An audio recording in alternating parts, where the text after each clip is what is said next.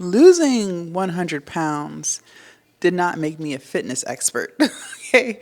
Losing 100 pounds did not make me a weight loss expert either. If anything, it just taught me how to master self, which is huge. And unfortunately, most people don't learn that.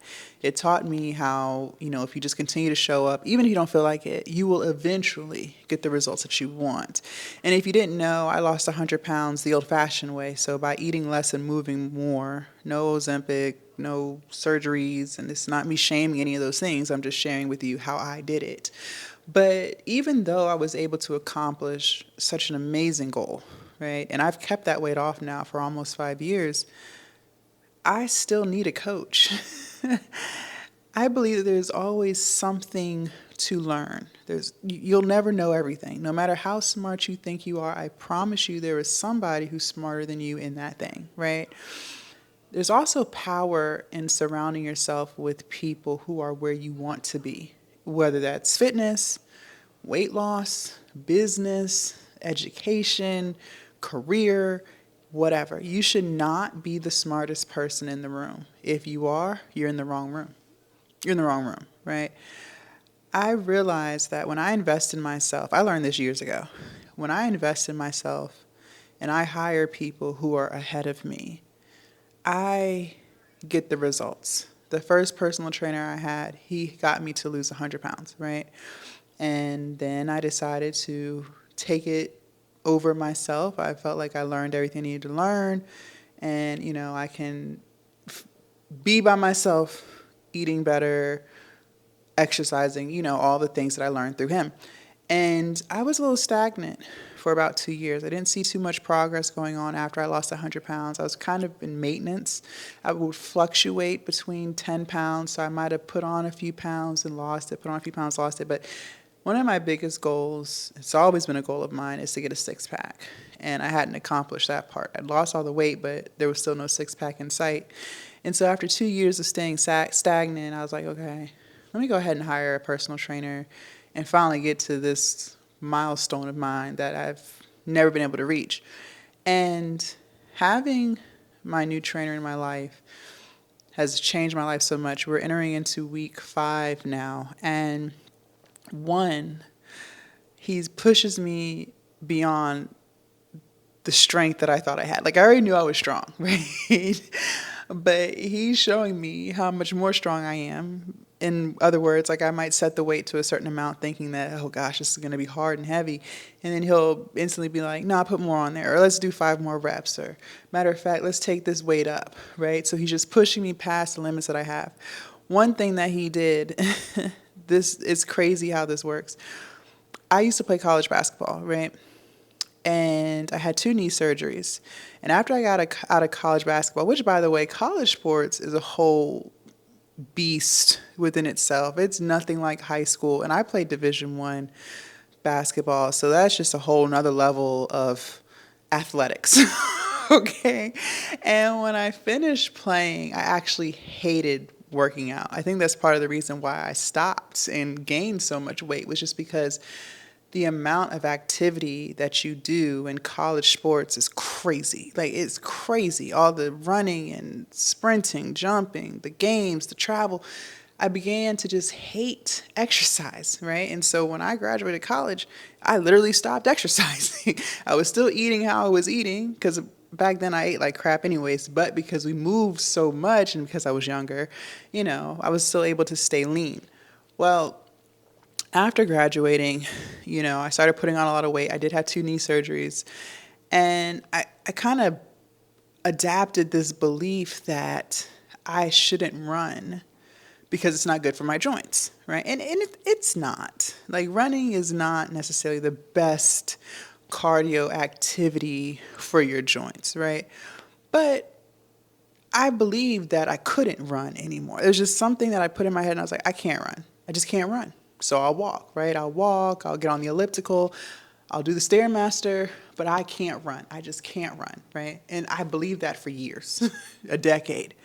Even when I lost 100 pounds, I wasn't running, okay? But anyways, so we're on like week 2 at this time of training, and he was trying to get me on this treadmill. It's like a concave treadmill. I don't know what it's called.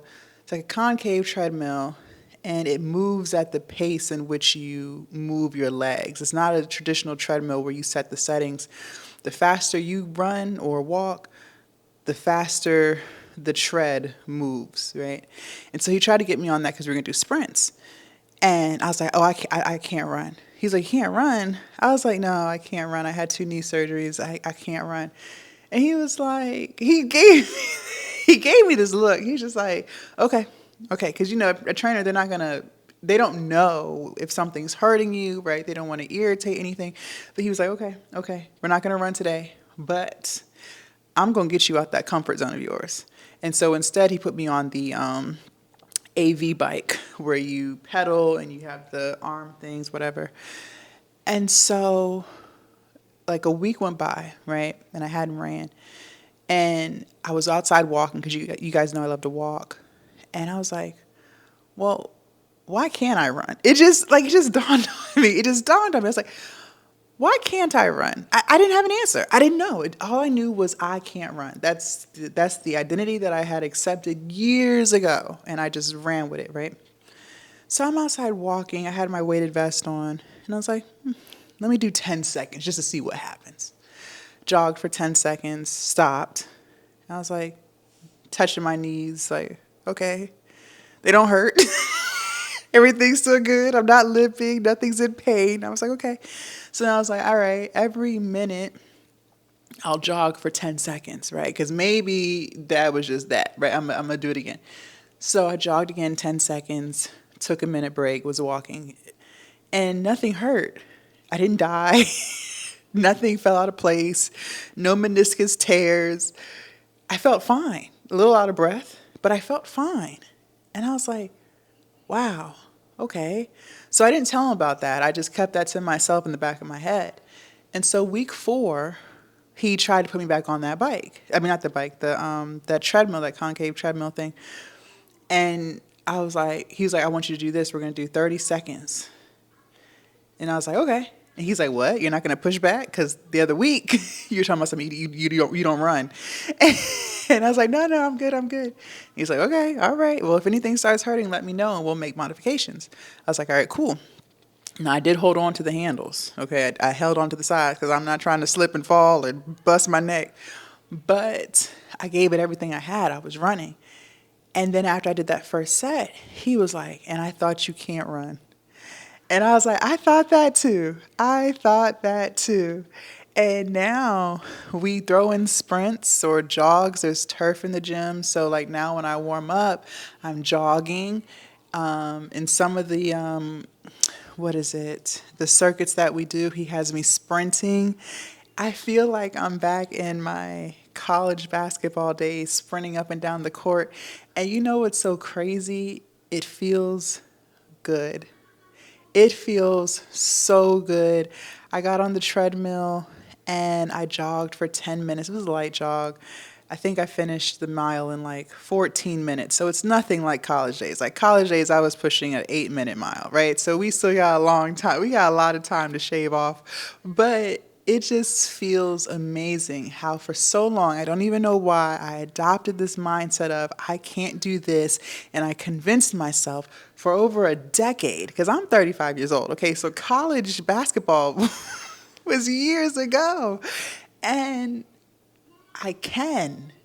And the reason why I'm telling you this story is when you get around people who are ahead of you in everything, they're going to push you past your limits. And that's the beauty of not being the smartest person in the room. That's the beauty of being around people who are extremely disciplined, because they're going to test the limitations that you put on yourself. A lot of times we have these limitations and we don't even really know why we have them. It's just something that we accepted however many years ago and we've just run with it, right?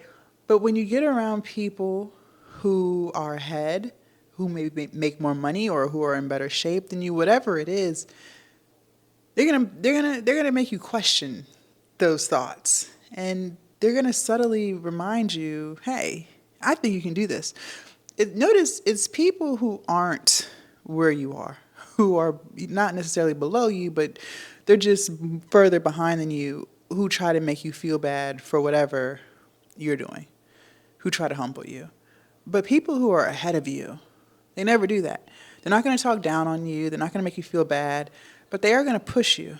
And that's the push that you need to get to your highest self, right? To get to that more in shape version of you, that version of you that's making more money, whatever it is, because you got around people who are just better at that thing than you. Leave a comment down below. Let me know your thoughts. I cannot wait to read what you have to say. Also, make sure you guys subscribe to the channel if you haven't already. Do not forget to join the Patreon. The link is down below in my description. And I will see you guys in my next video.